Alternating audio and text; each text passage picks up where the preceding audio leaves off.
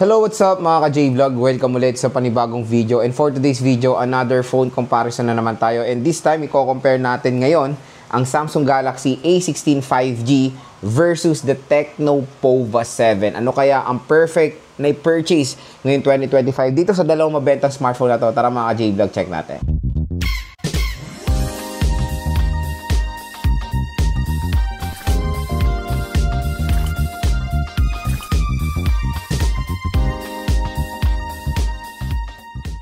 So yan mga ka-J-Vlog, shoutout sa mga nakanood ng ating unboxing, full review, and first impressions dito sa dalawang device na to. So yon, kung gusto nyo i-check yung mga full review ko dito, na-upload ko na to sa ating YouTube channel. I-check nyo na lang mga ka-J-Vlog. And this time nga, nag-decide ako i-compare itong dalawang smartphone na to kasi sobrang benta nila mga ka-J-Vlog noong July 2025 nung nag-sale sa online, especially the Samsung Galaxy A16 5G.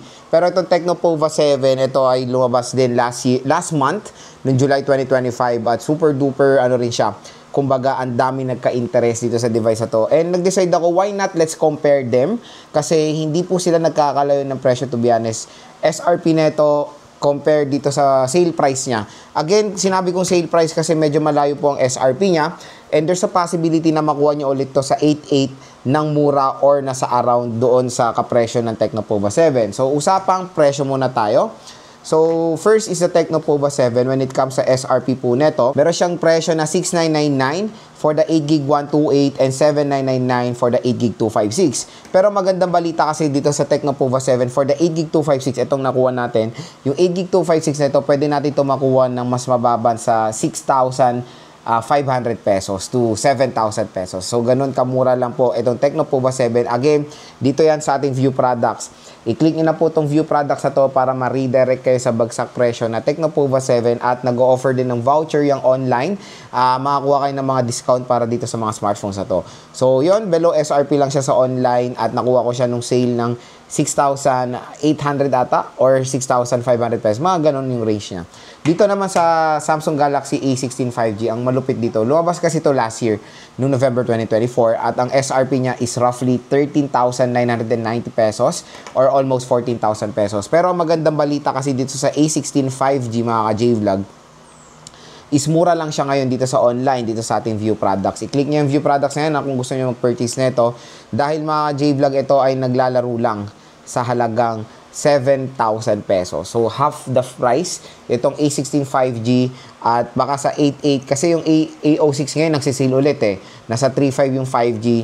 Malay natin magmura ulit itong A16 4G itong A16 5G, kaya stay tuned lang mga J-Vlog about dyan dahil super duper mura nga netong device na to. At yun, kung mapapansin nyo, when it comes sa presyo nila, sabihin natin nag-range sila sa 7,000 pesos. Tapos yung pinakamura neto, pwede natin makuha 128 neto rough nasa 5,500 pesos. So, ganun kamura itong Pova 7. At maganda sila i-compare dahil hindi po sila nagkakalay ng presyo sa ngayon. Again, bumabalik po to sa SRP, pero kung makuha nyo to doon sa kanyang sale price, maganda po sila i-compare sa isa't isa. Kaya maraming mga consumers naguguluhan din. Ano ba? Hihintayin ko ba mag-sale ulit ang A16 5G or dito ako sa Pova 7? So, dito nga sa ating video, tutulungan ko kayo mag-decide kung alin man dito sa dalawang smartphone na to ang perfect bilhin. So, yun mga J-Vlog. Next is gusto ko i-share sa inyo yung mga yung mga advantages sila sa isa't isa. So, yun nga, itong dalawang smartphone na to ay kumbaga, ang main purpose ng ating phone comparison is the price point ha. Hindi po sa specs. Siyempre magkaiba sila ng specs at may advantages sila sa isa't isa. Again, uulitin ko, marami na naman nagko-comment, hindi daw perfect i-compare, blah blah blah. Tignan nyo po kung magkano nyo binili yung smartphone dahil doon nyo po i-compare yan kasi marami nagugulan. Ano ba? Sa 7,000 ko ba, bibili ako ng Pova 7 or dito sa 7,000 ko, bibili ako ng A16 5G. The main key point ng mga phone comparison is yung price point din. Hindi lang kayo magbibig sa specs. Kaya nga natin kino-compare kasi nga magkalayo sila ng specification pero malapit sila ng price point. Okay? So medyo maging clear tayo about dyan. Baka may mag-comment na naman dyan. Sagutin ko na lang kayo dyan. So first, ng phone comparison natin, yung display na itong dalawang device na to. So when it comes sa display nila, hindi sila ganun nagkakalayo ng screen size. Etong si Tecno Pova 7, malaki lang siya ng konti, 6.78 inches, compared dito na 6.7 inches. So 0.8 inches lang naman ang pinagkaiba nila. Parehong malaki itong dalawang smartphone na to. Pero ito, mas better when it comes sa kanyang display design. Dahil punch hole versus dito pa rin sa A16 5G is notch display. And ang maganda dito sa Tecno POVA 7 ay support to ng 120Hz screen refresh rate compared dito sa A16 5G na support ng 90Hz screen refresh rate. Pero pause tayo dito. Ang pinaka main na advantage ng A16 5G na sobra ko nagustuhan is syempre yung Super AMOLED display compared dito sa POVA 7 na naka LCD display. So again, yes, given magandang overall display na itong Tecno POVA 7 kasi ayun nga, malaking display niya, Full HD plus 1080p, same din naman dito. Pero LCD display ang hatak dito sa POVA 7 compare dito sa Samsung Galaxy A16 5G. For me, okay na sa akin ng 90Hz, okay na sa akin naka-punch hole na ganito, basta naka-Super AMOLED display. Again, Super AMOLED displays, mas maganda po yan sa mga AMOLED display na nakikita natin sa mga ibang entry-level smartphone sa mga ibang brands. Hands down sa Samsung dahil nakapag-provide sila ng Super AMOLED display sa 7,000 price segment sa entry-level segment. So, pareho sila maganda. When it comes sa display, ang lamang ng POVA 7 is 120Hz screen refresh rate. Ang lamang naman ng Samsung Galaxy A16 5G is the Super AMOLED display. Kaya for me, ang panalo sa akin when it comes sa display is yung Samsung A16 5G. Second mga ka-J-Vlog is of course the operating system. Pareho po silang naka Android 15 na kasi itong A16 5G last year to na-release nung naka Android 14 siya. Maganda balita na support to ng OS update. So Android 15 na to with One UI version 7. So pareho silang naka One UI version 7. At in fairness when it comes sa iOS, mas nagugustuhan ko na rin yung user interface ng iOS. Yun nga tulad ng sinasabi ko sa may ibang video, ang isa na mas piniprefer ko talagang operating system when it comes sa Android, Samsung talaga. Kaya mas piprefer ko pa rin ang One UI hands down. Unang-una dyan dahil sa Samsung Knox. Very encrypted, very secured ang mga data nyo dahil sobrang ganda ng feature na yan yung Samsung Knox sila. Pero again, pareho silang naka Android 15 pero I think mas ipiprefer ko ang One UI version 7 ng Samsung. Next mga ka-J-Vlog sa chipset. Sa chipset is syempre malayo sila 4G versus 5G chipset. So the 5G chipset of the Samsung Galaxy A16 5G sa MediaTek Dimensity 6300 compared dito is the MediaTek Dimensity G100 Ultimate. When it comes sa clock speed, di sila nagkakalayo 2.2 versus 2.4 GHz. So 2.4 GHz ang A16 5G dito sa Tecno POVA 7 is 2.2 GHz. So again, syempre clear winner dito sa chipset ang Samsung Galaxy A16 5G pero don't get me wrong, na-try ko na rin i-game test ito, napakabangis mga ka-J-Vlog, sobrang solid din for gaming itong Tecno POVA 7. Kaya alin man dito sa dalawang smartphone na ito, pipiliin nyo when it comes sa performance, speed, and gaming, okay po sila pareho. Pero ito ang lamang ni A16 5G o of course sa POVA 7, very obvious, 5G connectivity compare dito na 4G connectivity. Isa si Samsung sa pinakamurang 5G smartphone na pwede natin makuha sa entry level segment ngayon. So again, nung launch date niya, mid-range siya, pero let's consider na si A16 5G na entry-level smartphone ngayong 2025 dahil there's a possibility na makuha nga natin to ng sobrang babang presyo compare sa kanyang SRP. So nakuha ko nga to again ng 7,000 pesos. Next sa camera. Camera for me, when it comes sa lente, panalo dyan ang Samsung Galaxy A16 5G dahil kompleto siya. Meron siyang ultra-wide camera at macro lens. Pero don't get me wrong sa camera ng POVA 7, sobrang linaw mga J-Vlog. Pag nag-take kayo ng photo, ang ganda ng color accuracy, very sharp. Same din naman sa A16 5G. Pero to be honest, mas gusto ko yung camera performance na mapoprovide ng main camera ng Tecno POVA 7 compare sa Samsung Galaxy A16 5G. So camera quality, I'll go for the POVA 7 pero sa lamang ng lente, sa mas useful na mga lente, lamang dyan ang A16 5G dahil meron siyang additional 2 lens na ultra-wide at macro lens compared dito sa POVA 7 na very useless yung secondary camera niya. Next mga ka-J-Vlog sa speakers hands down mas panalo dyan ng POVA 7 dahil meron tong dual steer speakers for immersive sound pero ito is single speaker.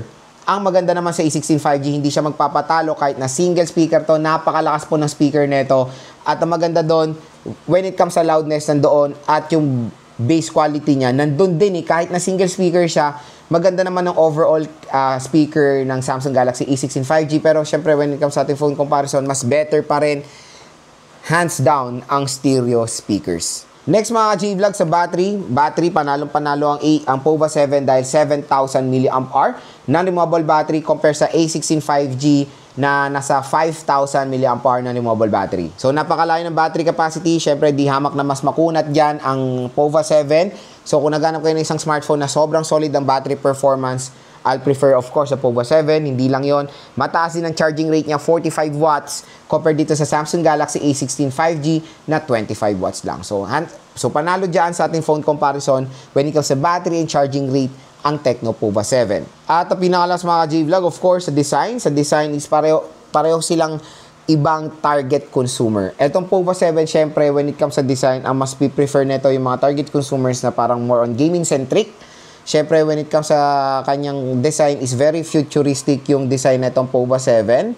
Ayan siya. Dito sa A16 5G, ang target consumers nito yung mga consumers na very aesthetic ang tinitignan. Ito kasi very plain, pero napakaganda or very premium naman siya tignan. Kasi to be honest, pag malayuan, parang nag-identical siya sa Samsung Galaxy S24 Plus, di ba? Minimalist pero elegant naman tignan, especially the gold color of the Samsung Galaxy A16 5G. So sa design, pareho ko sila nagustuhan mga J-Vlog. Alin man dito sa dalawang smartphone na itong pipiliin nyo, pareho pong maganda ang design na ma-offer nila. At pareho silang polycarbonate po ang kanilang likod.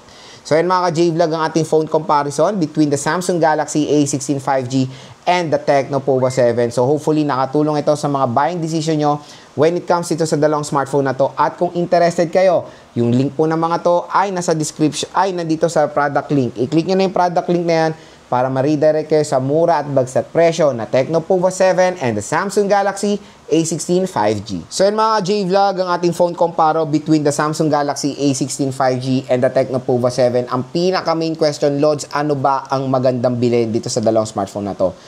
To be honest, consumer preference pa rin talaga ang mananaig when it comes sa buying decision nyo. So kung magiging reference nyo na lang dyan yung advantages sila sa isa't isa doon sa video natin kanina or sa earlier part ng ating video. Pero ako tatanungin, as a consumer din, ano ba ang pipiliin mo, Lods? Mag-A16 ka ba or Tecno POVA 7? To be honest, I'll go for the Samsung Galaxy A16 5G all the way dahil unang-una 5G na siya, better chipset, better display quality dahil ito yung naging ito yung reason ko kung bakit ko tinago itong Samsung Galaxy A16 5G. Yun nga, quick disclaimer, gagamitin ko to as my daily driver. At ang unang gusto ko dito sa Samsung Galaxy A16 5G is yung kanyang display talaga. Yun yung isang buying factor ko dito sa Samsung Galaxy A16 5G kasi gagamitin ko to for gaming and pag nanonood ako ng Netflix. Mas better, syempre, mas maganda yung color reproduction na ma-offer ng Super AMOLED display compared dito sa Tecno POVA 7. Kaya for me, as a consumer, I'll go for the Samsung Galaxy A16 5G. At don't get me wrong, the Tecno POVA 7 is a great smartphone na kayang-kaya rin makipagsabayan, of course, sa mga bagong elabas na entry-level smartphone. Kaya alin man dito sa dalawang smartphone na to bibili nyo, paniguradong sulit na sulit naman po ang inyong hard-earned money. For me, when it comes sa ating phone comparison, parang pareho, for me, kasi meron din magandang specs itong POVA 7, meron magandang specs ang Samsung Galaxy A16 5G. Ang pinaka main na advantage nito sa POVA 7 5G, ang pinaka main advantage naman ng POVA dito sa Samsung Galaxy A16 5G is yung battery. So yan mga J-Vlog, kung interested kayo, ilalagay ko po yung link nito dito sa ating video, dito sa View Products. Click nyo na lang yan kung interested kayong bumili ng Tecno POVA 7 and the Samsung Galaxy A16 5G.